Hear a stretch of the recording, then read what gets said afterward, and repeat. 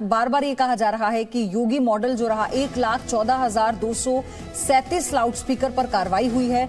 उत्तर प्रदेश में लगातार आप देखिए कि इसे सामाजिक रूप से किया जा रहा है। 53,942 लाउडस्पीकर उतारे जा चुके हैं अभी तक उत्तर प्रदेश में, और ये सबकी सहमति से मंदिर मस्जिद दोनों इसमें इन्वॉल्व है। 60,295 माफ कीजिएगा लाउडस्पीकर की आवाज कम की गई है। 16,682 लाउडस्पीकर बरेली में हटाए गए हैं। उत्तर प्रदेश के अलग अलग हिस्सों में इस तरह की कार्रवाई हुई है। 17,204 की आवाज बरेली में कम कर दी गई है। 10,376 लाउडस्पीकर मेरठ में हटाए गए हैं। 9,960 लाउडस्पीकर की आवाज मेरठ में कम कर दी गई है। उत्तर प्रदेश के अलग अलग हिस्सों में लाउडस्पीकर या तो हटाए गए हैं या फिर उनकी आवाज कम की गई है। 1,681 लाउडस्पीकर कानपुर में अब तक हट चुके हैं। 2,650 लाउडस्पीकर की आवाज कानपुर में कम की जा चुकी है।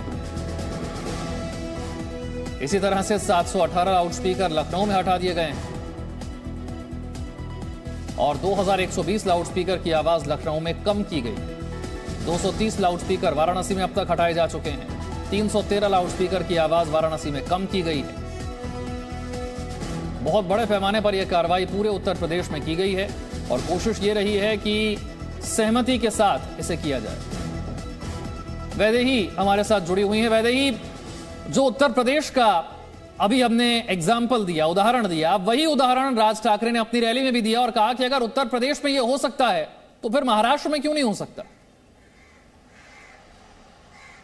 जी बिल्कुल, अगर हमने देखा है तो गुड़ी पड़वा रैली में राज ठाकरे इन्होंने लाउडस्पीकर का मुद्दा पहली बार उठाया हुआ नजर आया। उसके बाद सुप्रीम कोर्ट के जो ऑर्डर है वो महाराष्ट्र सरकार क्यों फॉलो नहीं कर रहे हैं, इस पे भी उन्होंने जो है वो सवाल खड़े किए। सुप्रीम कोर्ट के ऑर्डर है जहां पर इलीगल जो लाउडस्पीकर है वो उतारने चाहिए, क्योंकि आम जनता को जिस तरह की तकलीफ हो रही है उस प्रकार उस विषय में जो है वो निर्णय दिया गया है। लेकिन उत्तर प्रदेश सुप्रीम कोर्ट के अगर ऑर्डर फॉलो कर रहा है तो महाराष्ट्र क्यों नहीं कर रहा, ये सवाल कायम इस विषय में जो है वो अभी तक दिखाई दे रहा है। लेकिन इस विषय को, इस सवाल को जो है वो अधोरेखित और हाईलाइट करने का काम जो है फिलहाल राज ठाकरे इन्होंने किया हुआ नजर आ रहा है। जिस तरह 2 तारीख के रैली में उन्होंने सवाल उठाए थे लाउडस्पीकर को लेकर, वही सवाल महाराष्ट्र में कल औरंगाबाद में जो रैली हुई वहीं पर भी वही सवाल उठाया है। बाकायदा अल्टीमेटम भी दिया है। 3 तारीख का अल्टीमेटम पहली बार जो है वो राज ठाकरे इन्होंने दिया था। इलीगल लाउडस्पीकर हटाने के लिए 3 मई का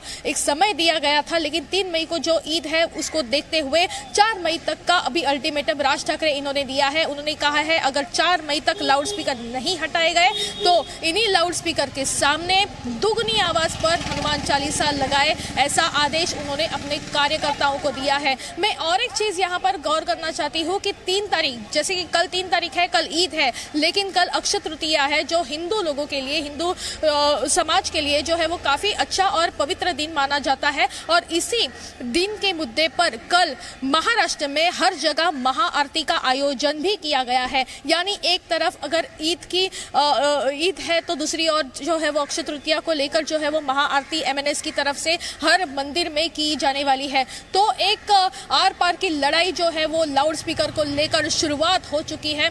1 मई को राज ठाकरे इन्होंने ऐलान करने के बाद आज सरकार ने जो है वो उनकी टेप मंगाई है। वो टेप में राज ठाकरे इन्होंने किस तरह की बयानबाजी की है, किस तरह के भाषण किए हैं, जो 16 नियम उनको लागू किए गए थे क्या उनका पालन किया गया है, ये सारी चीजें देखने के बाद क्या राज ठाकरे पर कार्रवाई होगी, ये भी सवाल कायम है। आज शाम तक महाराष्ट्र सरकार राज ठाकरे की इस रैली को लेकर क्या निर्णय लेती है वो भी देखना काफी अहम है। लेकिन इस खबर पर हम बने रहेंगे, आप ही के जरिए अपडेट लेते रहेंगे। अब क्या होता है महाराष्ट्र में राज ठाकरे के बयान के बाद, अल्टीमेटम के बाद उद्धव सरकार किस तरह का फैसला लेती है, क्या कोई प्रतिक्रिया सरकार की तरफ से भी आती है या नहीं, ये तमाम खबरें हम आपको बताते रहेंगे। Presenting B News app available on Google Play and App Store. Download it now.